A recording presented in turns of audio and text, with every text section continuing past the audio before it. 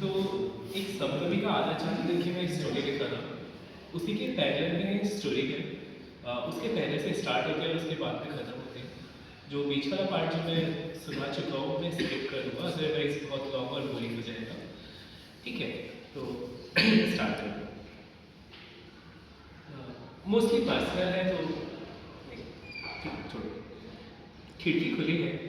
खिड़की से सटा हुआ उसका बेड है। वह बेड पर लेटे हुए तेज चलते बादलों के बीच सप्तमी के आधे चांद को निहार रहे हैं। सप्तमी का आधा चांद बहुत सुंदर लगता है, जैसे किसी ने अपनी कला को अधूरा बनाकर आधा आपकी कल्पना पर छोड़ दिया हो। सोचते सोचते वह इतना आगे चला गया है कि उसे पता ही नहीं ये सब शुरू कैसे हुआ। उसने तकिए के पड़ोस में रखे अपने फ़ोन में समय देखा। समय था 2:35। अरे नहीं, फिर से नहीं। मानव 6 हफ्तों से इसी उलझन में उलझा हुआ है। नींद नहीं आ रहा। वह रोज लाइट बंद करके जल्दी ही बिस्तर पर लेट जाता है। कुछ प्रयासों के बाद उसने रील्स देखना भी बंद कर दिया। मानव के लिए वह उतना मुश्किल नहीं था। अभी उसके लिए मुश्किल है दिन भर आलस आना और रात में नींद का नहीं आना। उसकी आंखों के नीचे काले गड्ढे पड़ते हैं, जिससे उसकी उम्र करीब 5 साल ज़्यादा ही लगती है। मानव 21 साल का है, घर से दूर हॉस्टल में रहता है।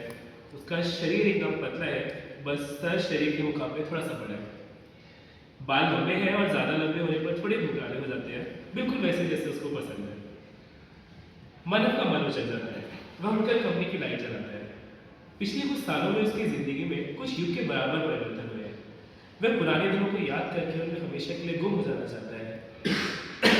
एक ऐसा अतीत भी है जो चाहकर भी वापस नहीं मिल सकता, और एक ऐसा अतीत और एक ऐसा अतीत भी है जिससे चाहकर भी पीछा नहीं छुड़ाया जा सकता। दोनों अतीत उसको बराबर परेशान करते हैं। एक के खो जाने का गम और एक के हो जाने का गम। कमरे में उसको बेचैनी होने लगी। वह कलम और कॉपी लेकर बाहर भागता है। लिखने का मन भी नहीं करता।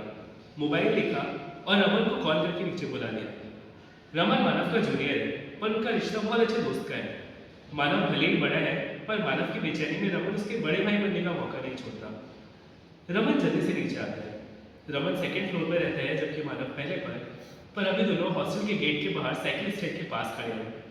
मानव के मानव के चेहरे पर बेचैनी साफ दिख रही है, पर रमन निश्चिंत है, क्योंकि ये पहली बार तो नहीं हुआ।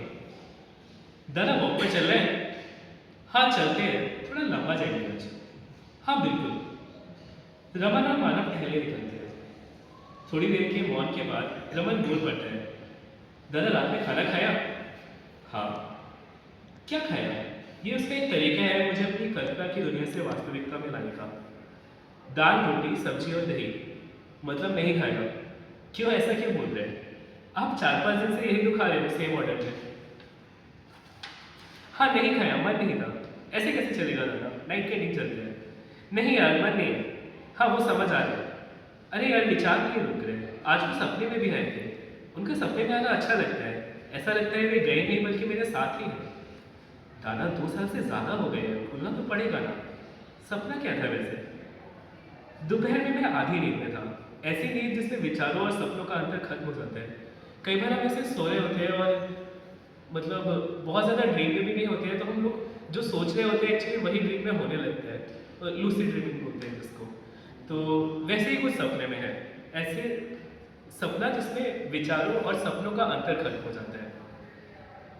धीरे धीरे विचारों पर मेरा कंट्रोल कम होने लगा और फिर मैं सिर्फ सपना दिख रहा था। अजीब अजीब सपनों के बीच उनका चेहरा दिख गया, फिर मैं पूरे ही दिख गए। ऐसा लगा जैसे बैक पैक कर रहे हो। जैसे वो जिंदगी से चले गए, वैसे हर सपने में कहीं ना कहीं जा ही रहे होते हैं। दादा वे कहीं गए नहीं है, वो आपके साथ ही है, पर हमेशा रहेंगे। हाँ वो मेरे साथ हैं, लेकिन सिर्फ मेरे विचारों में, मेरे सपनों में और थोड़ा बहुत मुझ में और मेरी आदतों में। अच्छा ये सब छोड़िए, फिर क्या हो सपने में? उन्हें देखते ही मेरी आंखें ठहर गई, फिर वे भी ठहर गए, और उनके आसपास का सब लगातार बदलता रहा।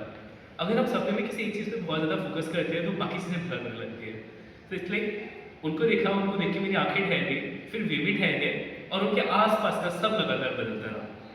हम कई सारे मकानों में किराए पर रहे हैं, तो कभी ऐसा लगता कि वो मंजूताई वाले मकान में है, तो कभी सचिन खेया वाले। कभी लगता वो हमारे पुराने बेड पर है, तो कभी लगता वो कुछ महीने पहले खरीदे गए नए बेड के नए गद्दों पर बैठे हैं। और कभी वो घर या बेड ऐसा भी लगता है जो कभी भी नहीं देखा हो। उनके आसपास का सब लगातार बदल रहा था, पर वे स्थिर थे। मैं महसूस कर पा रहा था उनके रूखे हाथों का कोमल स्पर्श, उनका स्नेह, सुन पा रहा था उनकी आवाज़, देख पा रहा था उनके फटे तलवे और काला पंडिया चेहरा। मैं सब देख ही रहा था पर अचानक मुझे झटका लगा और मैंने सपने में ही सोचा कि मैं सपना तो नहीं देख रहा। कई बार like we ask in the dream कि ये सब सपना है या सच चल रहा है। तो मैंने ऐसा क्यों सोचा सपने में? ऐसा क्यों लगा? क्योंकि इस बार वो अचानक से आ गए। हर बार तो वो बता कर आते थे। मैं बालकनी में खड़ा होकर इंतज़ार करता था। जैसे ही वो गली में दिखते थे, मैं सीढ़ियों से उतरकर भागते हुए उनके पास जाता, उनके पैर छूता, उनके हाथ से बैग ले लेता, फिर सीढ़ियों से वापस भागते हुए ऊपर जाता, बैग बरामदे में रखकर तख्त पर पटकता। वे आते, जाल जो घर में लगा होता है ना वेंटिलेशन के लिए फ्लोर पे, उसके पड़ोस में अपने जूते उतारते। उसके बाद वो तख्त पर बैठते, अपने मोजे खोलते और उनके मोजे खोलते ही मैं किचन से लाकर एक पानी का गिलास पकड़ा लेता। वे हर बार 2 बड़े गिलास पानी पीते थे, ना कम ना ज़्यादा। लेकिन इस बार तो कुछ भी ऐसा नहीं हुआ। वे बस अचानक से आ गए। इससे लगा कि मैं सपना देख रहा हूँ। पर अब सत्य और स्वप्न में फ़र्क ही कितना है? स्वप्न वह सत्य है जो मैं देख रहा हूँ और सत्य वह स्वप्न है जो हम सब देख रहे हैं। नहीं दादा, आपकी इस बात पर तो मैं विश्वास नहीं करता। अगर व्यक्ति स्वप्न और सत्य में भेद करना ही भूल जाए तो हमेशा इल्यूजन नहीं रहेगा और अपने लिए ज़िंदगी बेहद मुश्किल बना देगा। हाँ, सच है, पर मुझे उनका सपने में दिखाई देना खुशी देता है। दुख बस इतना है कि हर सपना सुबह उठते ही खत्म हो जाता है। लगभग हर सपने में वे या तो मर जाते हैं या कहीं चले जाते हैं। इस बार सपना खत्म होने तक वे मेरे साथ थे, इसलिए मैं खुश हूँ। सपने में ये सही में मेरे साथ तो है। मुझे अब फर्क नहीं पड़ता कि सत्य क्या है और क्या स्वप्न है। शायद हम सबकी ज़िंदगी ही किसी का स्वप्न हो। सत्य और स्वप्न में फ़र्क करना मुझे बचकाना लगता है। इस फ़र्क का फ़ायदा तुम लोग रखो। मेरे लिए तो मेरा स्वप्न ही सत्य है। दादा, इस खेल का कायदा करना बहुत ज़रूरी है क्योंकि वे सत्य में आपके साथ नहीं जी रहे हैं बल्कि आप सपने में उनके साथ जी रहे हो। वास्तविकता और यथार्थ की स्वीकृति ज़रूरी है, भले ही वे कितनी ही क्रूर क्यों ना हो। तो ये सब छोड़ आगे का सपना सुनो। ठीक है दादा, जैसा आप कहो, लेकिन ये आपका मोह, आपकी यादें हैं जो उन्हें बार बार आपके सपनों में ला रहे हैं। आपको केवल उनसे ही नहीं अपने सपनों से भी मोह होने लगा है। हाँ, मुझे मोह है अपने सपनों से और बहुत ज़्यादा घृणा है अतीत और यथार्थ से। तो सपना सुनेगा या बस बोलता ही जाएगा? अरे दादा सुनाओ, मैं चुप हो गई। ओके, इसके बाद ड्रीम स्टार्ट करते हैं।